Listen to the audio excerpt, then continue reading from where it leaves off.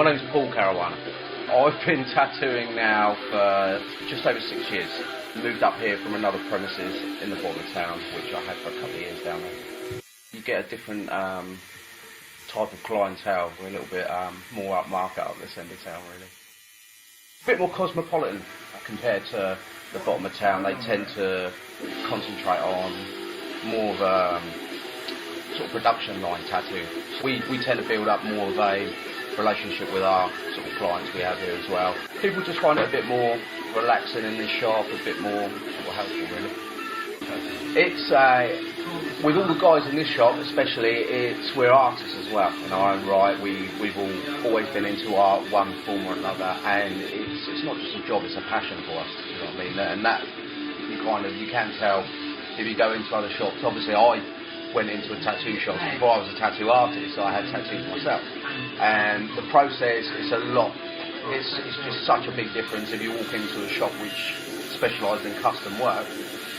You know that, you know what I mean, you can just get the impression that they're enjoying what they're doing as well as obviously earning a living.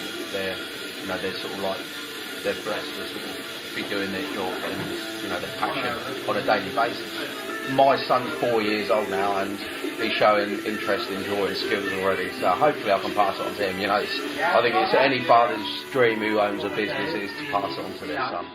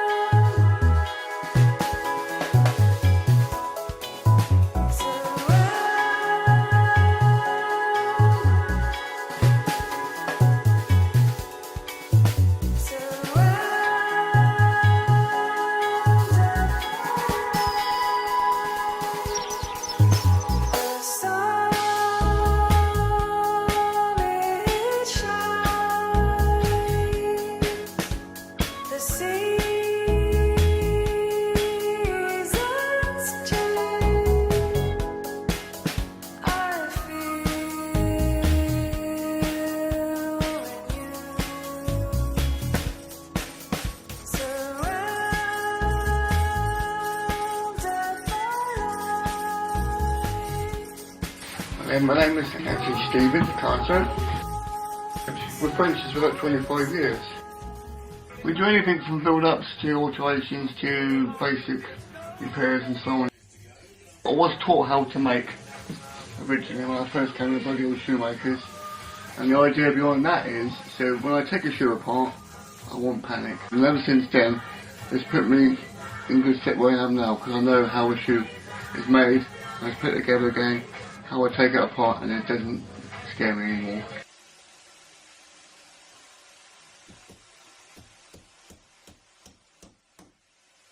I was given a sealskin. I know it's not a legal thing now, but years ago it was, and I was given a pair of sealskin to make some insoles for the chap because his feet was very, very cold. And I cut them out with sealskin to make some for the shoe.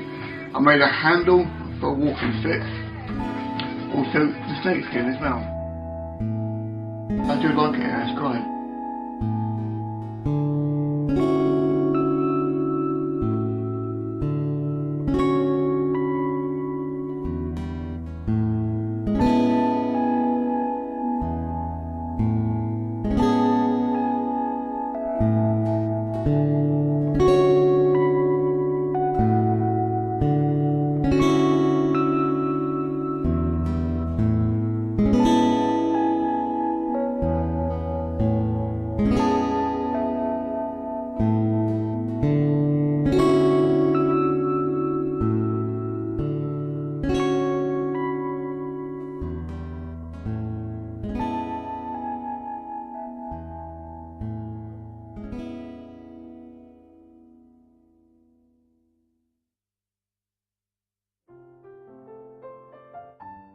My name's Catherine Wright, and this is my shop Bedford, which is a vintage fashion boutique. People assume that most of my clients are students, but actually I spend a lot of time chatting to fantastic ladies in their 70s and 80s about how clothes used to be so much better quality, and they're delighted to see, you know, stuff they haven't seen for years. We get a very fashion-y crowd in, people who really are looking for something, an alternative to what Southampton High Street's got to offer. There's also a collector crowd, people who are big fans of maybe the 40s or the 50s, who are looking for that perfect outfit to go to their event. We've just celebrated our first birthday. We had a party which happened just around the 5th of November. I share my birthday with the shop because we're both bonfire night babies. Yeah, we had a lovely drinks evening and friends came and we had cake and it was great. Yeah, it's good fun. Moving my business to Bedford Place has been fantastic. It's the street's always busy.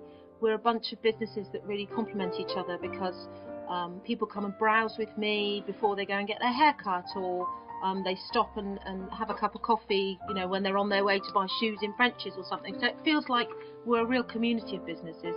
It's a very happy area. You can get the impression in the rest of the city that there's sort of tension between students and locals. It's not true at all. Everybody rubs along. There's people who've lived here whose families have lived here for 60, 70, 100 years that can tell you about living here in the war. And yeah, so I love it. I really love it.